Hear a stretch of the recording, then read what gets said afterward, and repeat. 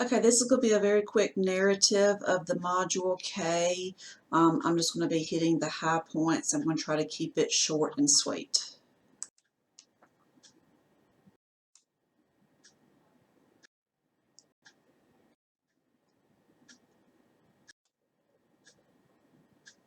All right, this is just the anatomy review.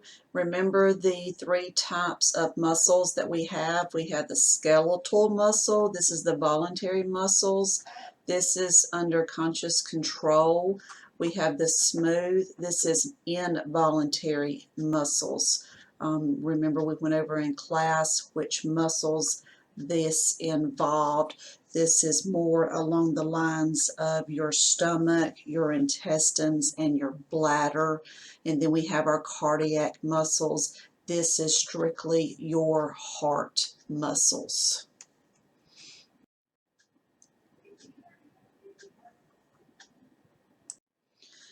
We have our cartilage and we have our ligaments. Our ligaments are bands of dense and fibrous connective tissue. Our ligaments, remember, they connect your bone to another bone. The joints is the place union of two or more bones. This allows you movement of that area. And remember what is in between the bone in that joint. It is filled with synovial fluid. This is also called the bursa. The fluid in that synovial joint is bursa. This is where potential friction, and it helps the muscle and the tendons glide smoothly over that bone. Ligaments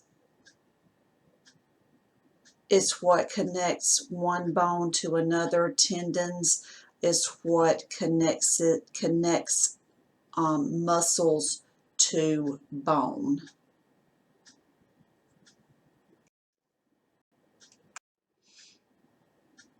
You have your handout on this that we went over in class. I have also uploaded it, and I will upload the answers. Make sure you are familiar with the ranges of motion. This is contractures. This is what happens when a patient is, say they are bedbound and they are unable to move themselves. If the nurse or staff does not provide range of motion exercises, they can become contracted. And actually what happens during the contracture is the muscles begin to shorten and harden along with the tendons and other tissues. This can lead to disformity and your joints become very, very rigid. We talked about bone mineral density. Remember I said that the Caucasian women are at higher risk of osteoporosis and they are at higher risk of fractures because they have a lower bone mineral density. Subjective data, this is information that your patient is going to tell you during the health assessment part of the physical assessment. You want to make sure you ask them about their any pain in their joints, muscles, or bones. Make sure you stress their ADLs, their activities of daily living. Are they able to bathe themselves, use the restroom by themselves, and do they use any type of cane or walker at home to help get around? Patients that are still working, you need to know what type of work do they do? Are they at risk in their employment as far as occupational hazards, heavy lifting, repetition, movement of the joints. I use nurses as an example. You know, we are at a high risk for occupational hazards because of moving the patients, you know, repetitive up and down movements of our knees.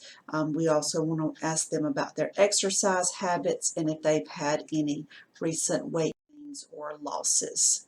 Malasia is just muscle pain. This is caused by overuse of a muscle group. It could be caused from stress or sprains or strains. Now we're getting into the objective. This is actually the information that you are going to see and obtain from the client. The purpose of this is to assess for their ADLs and look for any abnormalities within their skeletal system. You want to make sure that your client is comfortable. You want to make sure you maintain privacy. You want to provide a drape, only expose the areas being examined. Take an orderly approach in this exam. I say it's a head to toe assessment. You start at the head and you work your way down, and you also work from proximal to distal. That would be your shoulder to your fingertips, and work from midline to the outward part of the body. You want to make sure you support each joint when you are assessing it, and you assess each side, right and left at the same time, to determine if there are any abnormalities. You also want to assess for their gait. You want to look to make sure their gait is smooth and in an upright position. You want to make sure that they have coordination when they walk. Remember the terminology ataxia is at the bottom of this slide. This is loss of coordination of voluntary muscles when walking or picking up objects. If they shuffle their feet or kind of sway side to side, that is a sign of ataxia. You want to look at their alignment of their body. You want to make sure that they are straight up and down. The shoulders are equal parallel, and the hips. Symmetry, muscle mass. You want to make sure that muscles are equal on right and left side. The tone, range of motion, any involuntary movements they may have, if they have any tremors or tics, and any indications of inflammation. Inflammation will be red, swollen, painful, and any deformities your patient may have. When you inspect, you want to note the size and the shape of each joint. Again, they need to be symmetrical. Gait and posture. That is when you want to inspect. That is the first thing you want to do before you go into palpating, before you go into touching the patient. After you inspect and look at everything, you want to feel the joints. You want to feel the muscles and the skin and the surrounding tissue. This will give you an indication if there is any warmth or tenderness, swelling, or masses. It is not normally painful to have a joint palpated. So if they have pain when you are palpating a joint, that is an abnormality. Active range of motion is when the client is able to perform the range of motions exercises on their own, just like you or I. We can raise our arms up by ourselves. Passive range of motion is they need help or they cannot do it at all. We may have to take the gravity away from their arm in order for them to be able to raise their arm up. If and when we do that, we need to make sure we anchor that joint and we stabilize it to reduce any injury or pain. We spoke about crepitation. Crepitation is a sensation that you feel. You will feel this if you place your hand over a client's knee and you have them extend their knee and you feel that popping or cracking. That is crepitation. Do not get this confused with normal cracking and popping that you hear.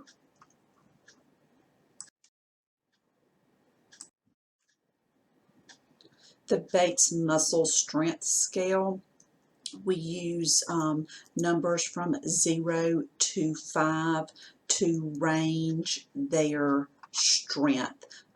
0 is they have no muscular strength. 5 is what we are looking for. They have full range of motion against gravity. They can lift their arm up. They have full resistance, meaning if I push on their hands, they can resist me. If I pull on their hands, that they can resist me without any fatigue or pain. So 5 is normal, what we're looking for.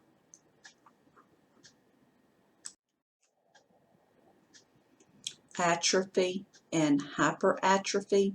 Atrophy is when one muscle is smaller or weaker than the other.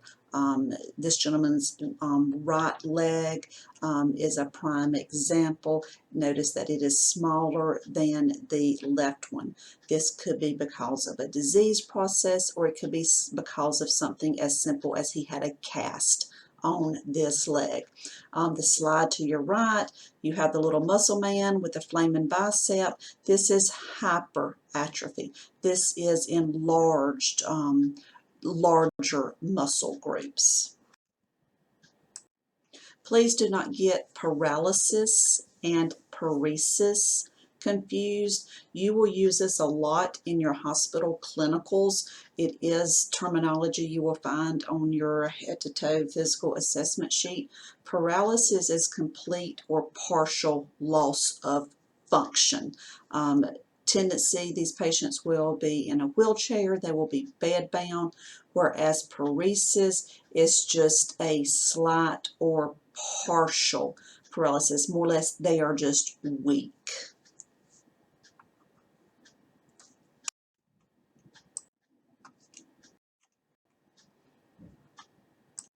Here we have the curvature of the spine. You do need to know the curvature of the spine. You will need to know that the cervical portion of the spine is concave, the thoracic is convex, your lumbar portion is concave, and your sacral area is convex. You will need to know that that is the normal curvature of the spine, whereas in this slide we have a pregnant woman, and she has an exaggerated curvature of her lumbar region, and this is called lordosis. Lordosis is also called swayback or a waddling gait. In infants, the infants normally have a C curve to their spine. This is why belly time is so important for babies, so they start developing that normal curvature of their spine.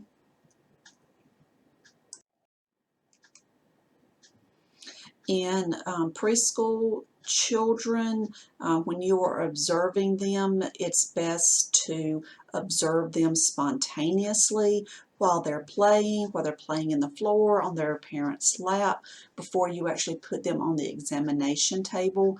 You want to check the child's gait. You want to watch them walk back and forth. And the best way to determine a child's typical walking pattern is to look at their shoes. The normal wear on a child's shoes will be on the outside of the heel and the inside of the toe.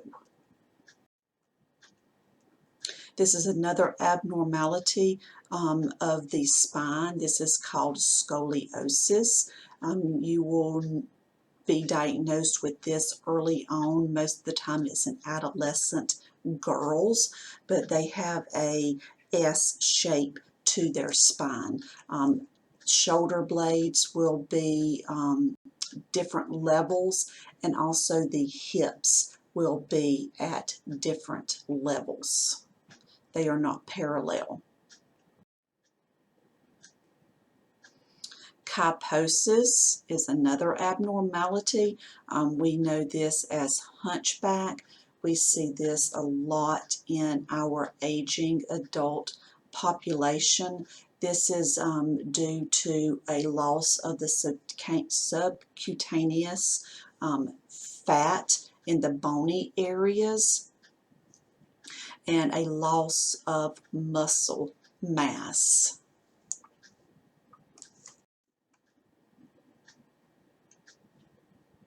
We have varus and valgum. You will see this in small children before they start walking mostly. Varus is known as bow-legged and valgus is knot-kneed. I have a mnemonic that I like to remember. The valgum is like you have a piece of gum that's stuck in between your knees that keep your knees stuck together. A lot of times this will resolve itself once the child starts walking. The weight of them helps build and straighten the bones out. Osteoporosis. This is where your bone becomes more porous and brittle, fragile, easier to break, more likely for hip fractures. The risk factor group is this Caucasian females, smaller framed, thin, and a decrease in calcium and vitamin D intake. So we want to teach our patients to start walking at an early age, just some mild daily exercise. It doesn't have to be anything extreme, just mild daily walking 4 to 5 times a week, around 30 minutes a day, will help delay and prevent this. Some other promotion practices is eating the rainbow. Encouraging fruits and vegetables, calcium and vitamin D supplements. We spoke about exercise, the bone density scan for individuals older than 65, and prevention of falls. This will prevent from fractures. Medications need to be reviewed with a physician, hearing and vision screenings, and safety proof in the home. You want to make sure you educate them on appropriate lighting, safe stairs, handrails, clearing the paths to and from the bathroom or to and from the bedroom.